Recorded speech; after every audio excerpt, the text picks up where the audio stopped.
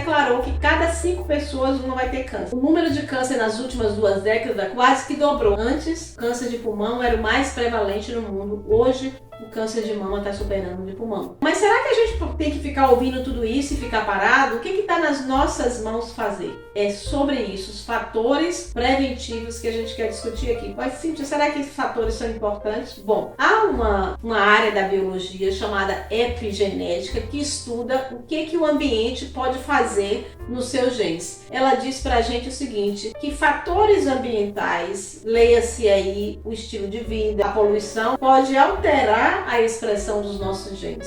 E no nosso corpo nós temos genes supressores de tumores e temos genes oncogêneses, que são genes que fazem os tumores crescerem. Esses genes eles podem estar ativados ou desativados conforme alguma perturbação externa. Isso é que é interessante de saber. Então, de que depende genes silenciarem e genes que estão adormecidos se expressarem? Depende dos fatores ambientais, segundo a epigenética. Isso também significa dizer que eu não sou mais refém da minha genética. Fala-se que 20% é genética ou hereditariedade e 80% são fatores ambientais. Nesses fatores ambientais que eu posso controlar, está o meu estilo de vida, está as decisões que eu tomo, está as escolhas que eu faço. E são esses que eu vou discutir aqui com você, a começar pela alimentação.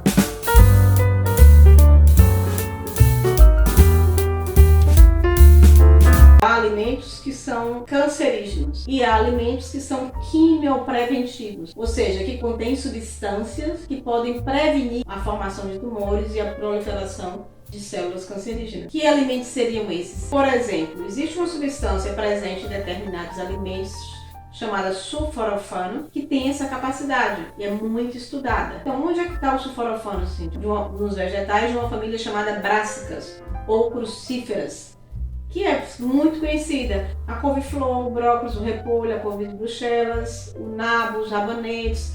Pesquisa aí que você vai ver.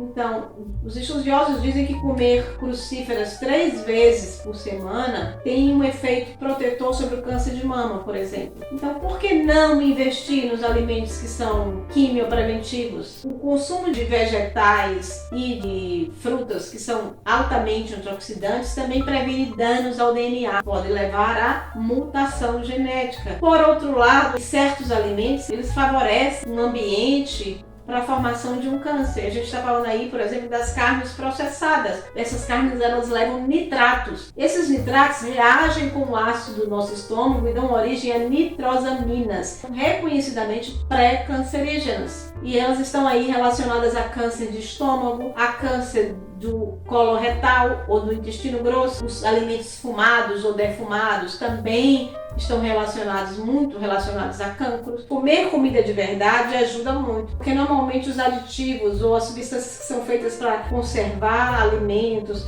para aumentar a durabilidade dos alimentos, para alterar a cor, para tornar esse alimento mais atrativo, eles podem sim ter ação cancerígena. Um exemplo muito simples disso, o dióxido de titânio, em 2021, ele foi considerado uma substância cancerígena. A França deixou de usar o dióxido de titânio como aditivo alimentar, a Holanda também retirou, então há um consenso da União Europeia de dizer, epa, essa substância não é mais segura para a utilização alimentar. Ele é usado para chocolate branco, é um pó branco que está nas pastilhas elásticas, também em produtos de pastelaria, em molhos, em sopas. Preciso ter muito cuidado porque esperou-se 11 anos até chegar-se de fato à conclusão de que sim, não tem doses seguras para consumo humano. Outro fator de risco a considerar é a obesidade. É importante fazer a gestão do peso, não por uma questão de estética, por uma questão de saúde. Nós sabemos que a obesidade é a mãe de várias doenças. Está fortemente relacionada à hipertensão arterial, à diabetes tipo 2 e a câncer também. Mas por que, Cíntia?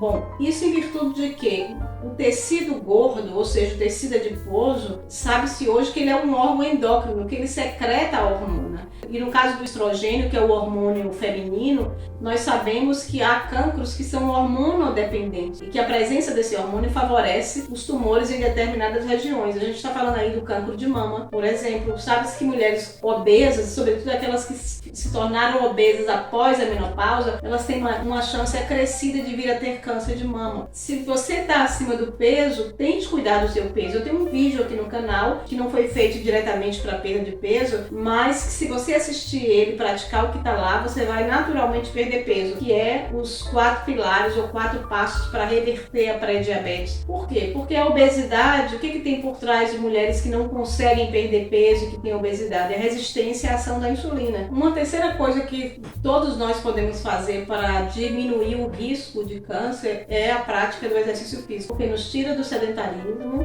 melhora a imunidade, acelera o metabolismo e diminui a resistência à ação da insulina, que contribui bastante para manter o peso equilibrado ou para a perda de peso. Além disso, também contribui para equilibrar os níveis hormonais. O exercício físico feito de forma equilibrada também ajuda a reduzir os radicais livres que promovem danos ao DNA. Cintia, quanto é que eu devo fazer de exercício físico? Os estudos demonstram que para a gente sair dessa linha do sedentarismo e ter benefício com o exercício físico, precisamos fazer 150 minutos de exercício físico por semana ou 75 minutos de exercícios vigorosos. Mas atenção, esses 150 minutos ao longo da semana deve ser fracionado. Por exemplo, 30 minutos por dia. Porque não adianta você fazer muito num dia e depois nos outros não fazer nada. Um quarto fator que ajudaria a reduzir o risco de cancro é o jejum intermitente. O japonês Yoshinori Ohsumi, não sei se é assim que se pronuncia, foi o ganhador do Prêmio Nobel de 2016. Qual foi o motivo dele ter ganho esse prêmio? Ele descobriu um mecanismo de autofagia das nossas células, ou seja, as nossas células, em determinadas condições, elas conseguem fazer uma autofagia, que significa comer-se a si própria. O que quer dizer isso? É que ela faz reparação. Pega, digamos, as peças daquela célula que estão defeituosas e destroem ou reciclam. Isso é muito interessante, porque é como se fosse uma faxina que é feita ali dentro da célula.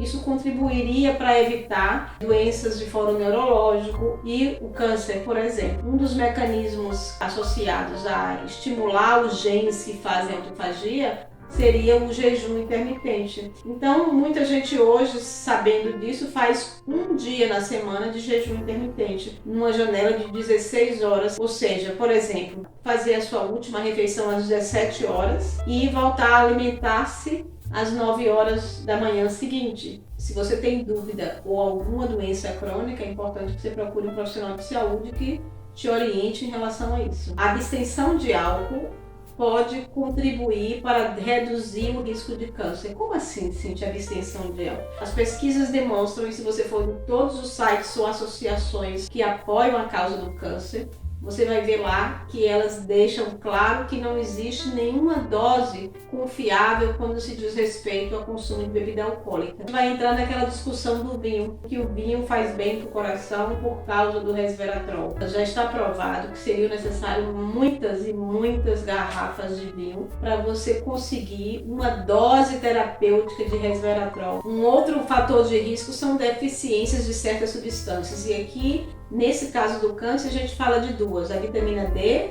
e o iodo. Sim, existem diversos estudos que mostram que há uma correlação entre câncer e baixos níveis de vitamina D. Coisa que me entristece muito é ver mesmo, pegar exames de pessoas e você ver os níveis de vitamina D abaixo do suficiente. O exame está ali dizendo que a pessoa está com 19, sei lá, e você vê do lado, dizendo assim, níveis insuficientes, níveis de deficiência, níveis normais. Eu até entendo que exista muito modismo em relação à vitamina D e muitos exageros por pessoas que usam de uma forma, digamos, desenfreada, sem o aconselhamento médico, sem acompanhamento. Eu entendo tudo isso. Mas o que eu não entendo é que médicos, nos dias de hoje, continuem a desconsiderar pesquisas, ensaios clínicos randomizados comprovam a importância dos níveis ótimos de vitamina D para a regulação do sistema imune, por exemplo. Um estudo, por exemplo, que mostra uma grande quantidade de mulheres com cancro de mama, elas têm níveis baixíssimos de vitamina D, sugerindo que essa deficiência impulsionou o surgimento da doença. Então, é preciso ter cuidado. Outra coisa, iodo. Eu sei que existe uma iodofobia,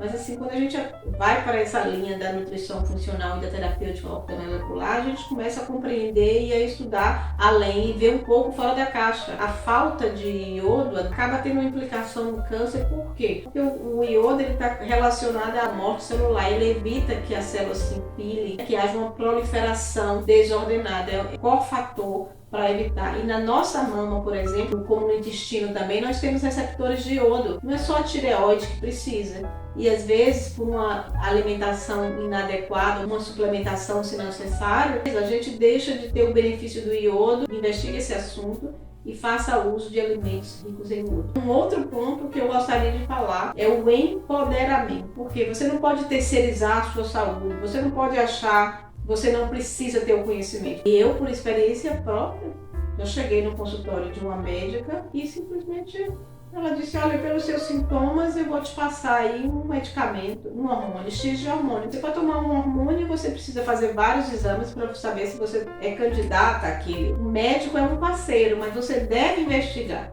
Porque afinal de contas a saúde é sua. Pior ainda quando uma pessoa decide tomar um medicamento que o amigo ou o vizinho está tomando. Eu encontrei uma pessoa conhecida com um papelzinho de um medicamento na mão. E ela disse, olha, minha amiga está tomando esse remédio aqui, está fazendo muito bem para ela. E eu também vou tomar. Quando eu fui ver, era um hormônio sintético. Imagina. A gente acha que só associa o HPV, o vírus HPV, que é um vírus que se contrai através de relações sexuais, associa a câncer do útero, por exemplo. Mas ele está relacionado a câncer de pênis, está relacionado a câncer de esôfago, a câncer de garganta e a câncer de boca.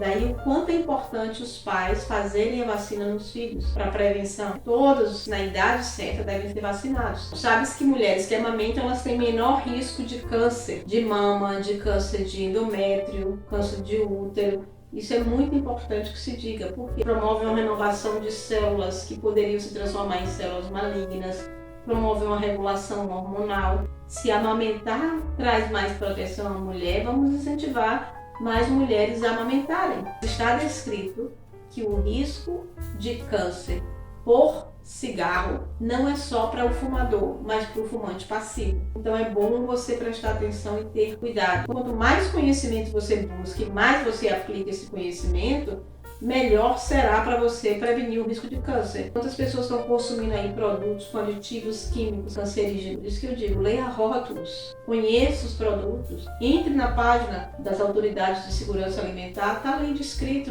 nada está escondido para ninguém. Substâncias químicas que são conhecidas como xenobióticos, ou seja, que seu corpo não reconhece, que mimetizam hormônios. São aditivos alimentares, como a gente já falou, os pesticidas, são substâncias que estão presentes em cosméticos, bisfenol A ou BPA, que são plásticos que têm aí uma carga considerada. Quanto que os hormônios normais do nosso corpo, eles demoram um tempo circulando, depois eles são eliminados, essas substâncias elas permanecem no nosso corpo, eles ocupam receptores dos nossos hormônios e provocam um ruído muito grande do nosso sistema endócrino, desregulando esse sistema. Outro ponto extremamente importante é cuidar das emoções e desenvolver a espiritualidade. Como assim, Cíntia? A gente sabe que a gestão do estresse é extremamente importante, pode exacerbar várias situações no nosso corpo, pode diminuir a nossa imunidade, pode favorecer um ambiente propício à formação de tumores. Da mesma forma, a espiritualidade, porque no momento em que tudo falha, a sua fé te sustenta. Então, se você puder, por exemplo, fazer a higiene mental, se cuidar, fazer a sua meditação, fazer as suas orações, buscar ter um estilo de vida menos agressivo, cobrar menos de si mesmo, sofrer menos,